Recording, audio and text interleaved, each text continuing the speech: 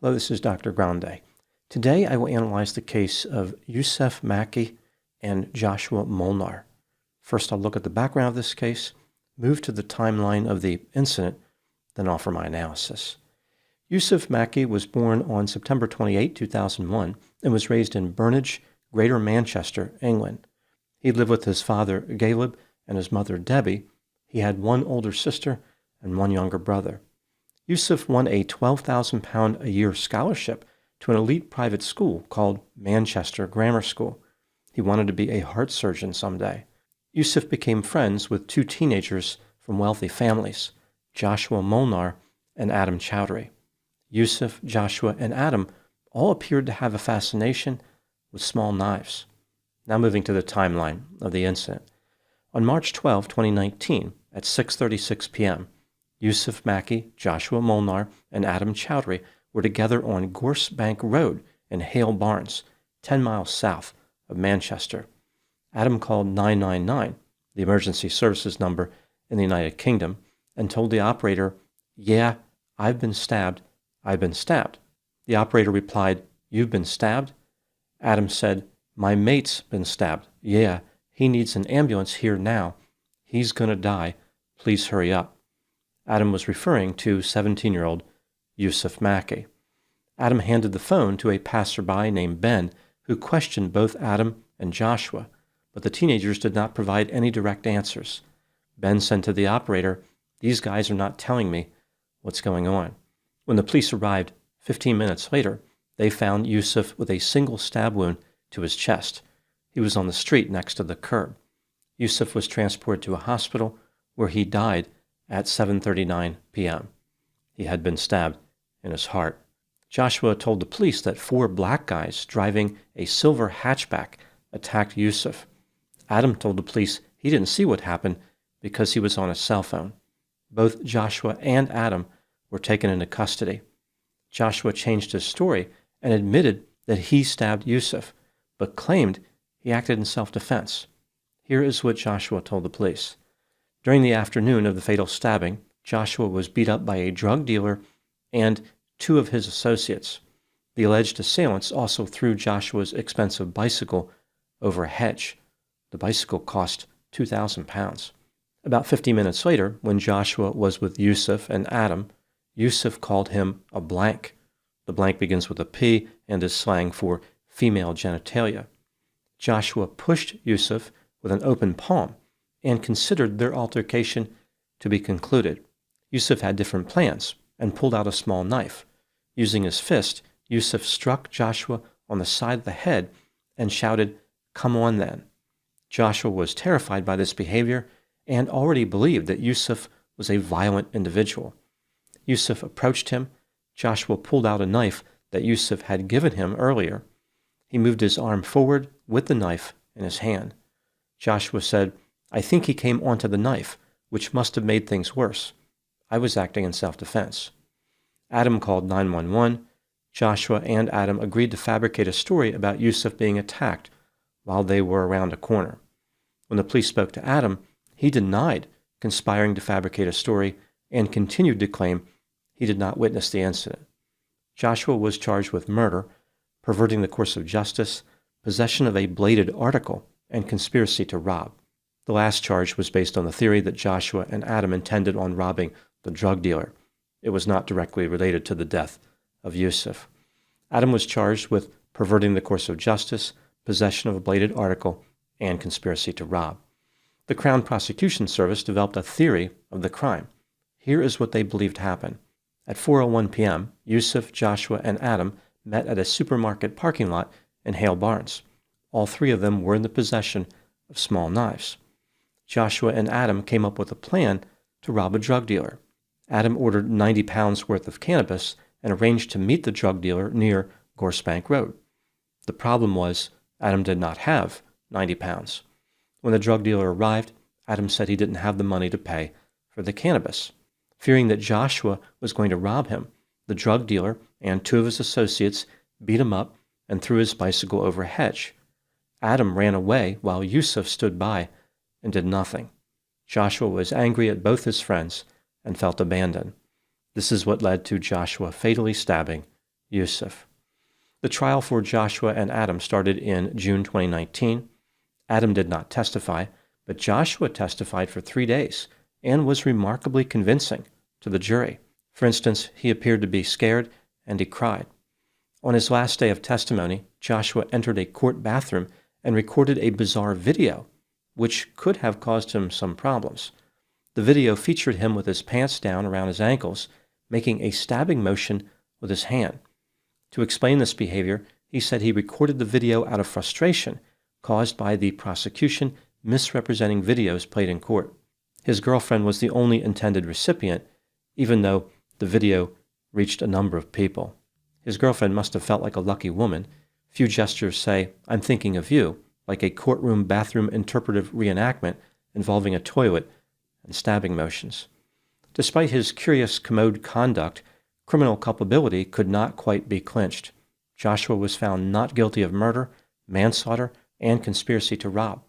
He pleaded guilty to perverting the course of justice and possession of a bladed article, and received 16 months in youth detention. Adam Chowdhury was found not guilty of perverting the course of justice and conspiracy to rob. He pleaded guilty to possession of a bladed article and received 4 months in youth detention. As far as the Crown was concerned, the case was closed, but many citizens, including Yousef's family members, were not happy with the verdict. In November 2021, an inquest was conducted. Joshua changed his story and said he could not remember who pulled the knife first. He didn't know if it was him or Yousef. Joshua said that the death was a terrible accident. Adam also testified, but claimed he did not witness the incident. The coroner indicated that she could not be satisfied that the death of Yousef was an unlawful killing. The family of Yousef was unhappy with this determination. Another inquest was held in October 2023. This time, the stabbing death of Yousef was ruled unlawful. Even though England has a law against double jeopardy, there are exceptions, and murder is one of them. Joshua could face another trial if the court finds there is compelling new evidence. This evidence must be substantial and highly probative to qualify for a retrial. This is a high standard which is rarely met. The Crown Prosecution Service has made it pretty clear there will never be another trial when they said, quote, "We respect the conclusion reached by the coroner, who applies a very different test to the one used by the criminal courts. We put the case before a jury, held a full trial in 2019, and the defendant was found not guilty. We respect the verdict of the jury in the criminal case," unquote. Now moving to my analysis. Joshua Molnar maintains his innocence, and he was found not guilty. Technically, he could be tried again, but realistically, it's never going to happen. Many people disagree with the verdict, for instance, family members of Yousef. Eventually, the coroner's court determined that the killing was unlawful, which implies that Joshua was guilty despite the not guilty verdict in the criminal court. This brings me to the question, is Joshua guilty of murder? Let's take a look at the evidence both for and against the idea that he is guilty, starting with the inculpatory factors. Joshua had attended a few elite schools and left under mysterious circumstances, which implies that he was some type of troublemaker. A friend testified that Joshua once pulled a knife on him. This happened a year before the fatal stabbing of Yousef. Joshua recorded videos of himself making violent stabbing motions with knives, and he fantasized about being a gangster. 50 minutes before the fatal stabbing, Joshua had been beat up by a drug dealer and his associates, and may have been angry at Yousef and Adam for abandoning him. Immediately after the stabbing, Joshua hid the knives that he and his friends had in their possession. He put them in 2 front lawns and in a storm drain. He lied to the police, claiming that 4 black guys killed Yousef. Why did Joshua conceal evidence and fabricate a story if he killed Yousef in self-defense? It would have made a lot more sense to leave the knife in Yousef's hand rather than remove it and conceal it. Eventually, Joshua admitted that he stabbed Yousef 1 time in the chest, but said it was self-defense because Yousef pulled a knife on him and struck him with his fist. His story was that Yousef sort of moved onto the knife as he was holding it. This is very difficult to believe, especially considering the stab wound sustained by Yousef was 12 centimeters deep and accompanied by a bruise on his skin. The entire blade had entered his chest. Later, in the coroner's court, Joshua said he didn't remember who pulled a knife first. Now moving to the exculpatory factors. There is no video of the stabbing, no witnesses, no proof that Joshua was the aggressor. It's plausible that Yousef attacked him and Joshua acted in self-defense. Yousef had behavioral problems and regularly talked about knives. He sent threatening messages to Adam. For example, "You're getting stabbed when I see you," "I'm going to kill you," and "You're a dead man." On the day of the fatal stabbing, Yousef was carrying a knife illegally, just like Joshua and Adam. An autopsy revealed that Yousef had cannabis and Xanax in his system. Joshua had a bruise on his head, which was consistent with his claim that Yousef punched him, although it could have come from the drug dealer attack. Joshua may have concealed the knives simply because possessing them was illegal. After the stabbing, Joshua attempted to render aid to Yousef. Why would he do this if his intent was to murder him? When considering all the evidence in this case, do I believe that Joshua Molnar is guilty of murder? In my opinion, Joshua is guilty in reality of manslaughter, but I am not convinced beyond a reasonable doubt. The jury returned the correct verdict. What do I think happened in this case? This is just a theory, my opinion. Yousef, Joshua, and Adam were three knife-happy teenagers. They were obsessed with knives and fantasized about being gangsters or tough guys. On the day of the fatal stabbing, tensions were running high because Joshua had been attacked by the drug dealer and his associates. Later, as the three 17-year-olds were walking down the street, Joshua was engaging in his typical behavior of swinging and thrusting with a knife he had in his possession, except his motions were even more pronounced due to the increased level of agitation. He was engaging in an extreme level of horseplay with Yousef and Adam. Perhaps the teenagers were pretending to fight and to stab each other. At some point, Joshua stabbed Yousef in the chest. He did not intend to kill him, and it was not self-defense. Joshua knew he was responsible for the stabbing, which is why he concealed evidence and lied to investigators. When the Crown was developing their case, they focused their efforts on proving murder more so than manslaughter. They believed that the incident with the drug dealer gave Joshua a motive to harm Yousef and discounted the possibility that it was only loosely connected or not connected at all to the stabbing. The beating became a key part of their theory of the crime, but the connection they proposed was flimsy and complicated. The Crown was looking to find order in chaos by trying to make sense of the behavior of the teenagers. This made the Crown's case seem disjointed and disorganized, like the Crown had no idea what motivated Joshua to stab Yousef. It may have been murder, it may have been manslaughter, or it may have been self-defense.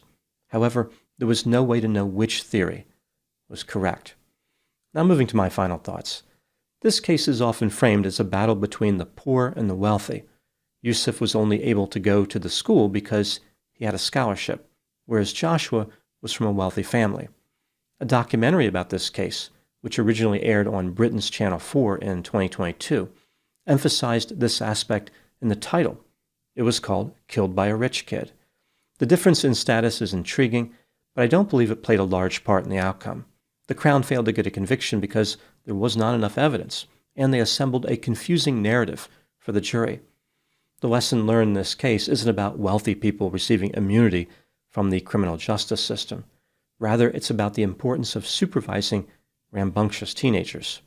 One can make a good argument that the key players in this story had a tremendous amount of freedom and a limited amount of scrutiny. Those are my thoughts on the case of Yousef Makki and Joshua Molnar. Thank you so much for watching. I'll talk to you soon. Just a reminder that I have several hundred pre-release videos on my Patreon account. These videos are of the same quality as the videos I release to the public. When I put a video in pre-release status, it usually stays that way for several months, if not a year. I will put the link to Patreon in the description for this video.